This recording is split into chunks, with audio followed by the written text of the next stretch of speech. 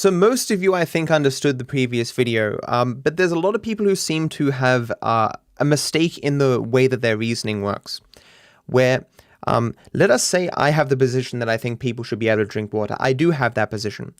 If you came up to me and said, I believe people should be able to drink water because the great alien Vishnu says that we should be able to drink water, I would argue and say that is a there's poor reasoning. Your argument isn't a good one, and I would explain why. This would not necessitate that I don't believe people should be able to drink water, but this seems to be what people have assumed about the previous video that I just made.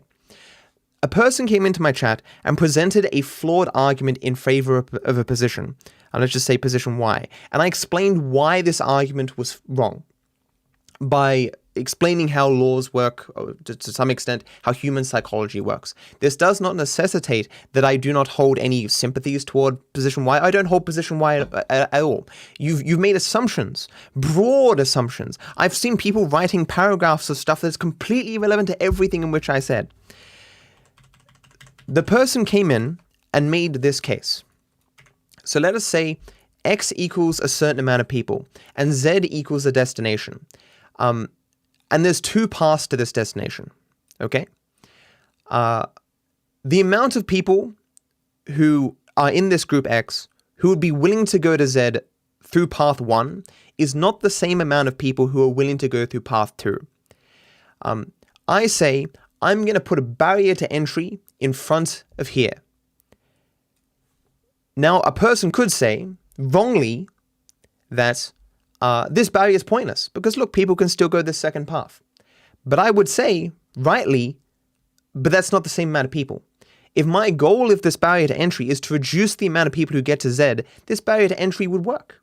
Even while some people were still going around, because this path is twice the length of path 1, by the way humans work, some of them aren't going to believe that the reward of getting to Z is worth this effort, while they would have thought the reward was worth it of taking path 1, which they can no longer do. This applies to so to put it back into the context of what this person was saying, they were saying banning all weapons in this square is pointless because people can just travel out of that square to go to this triangle.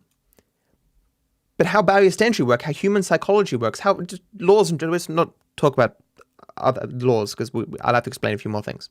But the amount of people who would buy a weapon in a square is not the same amount of people who would be willing to travel to triangle to buy a weapon. Fewer weapons would be purchased because it's harder to do, because it's a barrier to entry. The argument against this, the argument they made was poor. But an argument you could make here is, well, it's not enough of a barrier to really matter.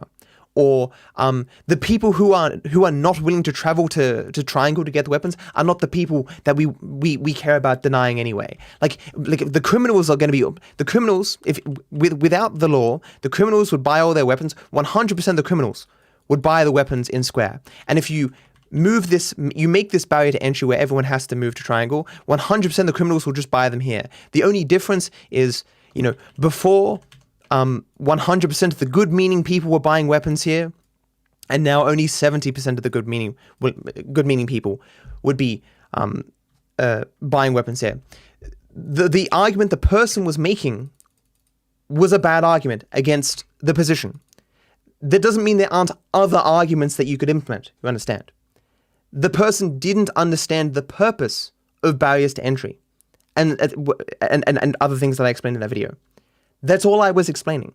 It wasn't a meta commentary on the viability of preventing weaponry from being in the hands of any particular region or what have you. It's why in the video I made perfectly clear to outline two different scenarios where a gun is both good and bad, and logically both those situations have to exist. I thought by being as charitable as I could be to both sides in that way of saying, guns can do good and guns can do bad. I thought I would avoid the possibility of people putting me into one particular region based on my pointing out of a flaw of a person's argument. I was very much so mistaken. People are really dumb. Not most of you, thankfully, but some people. Dumb.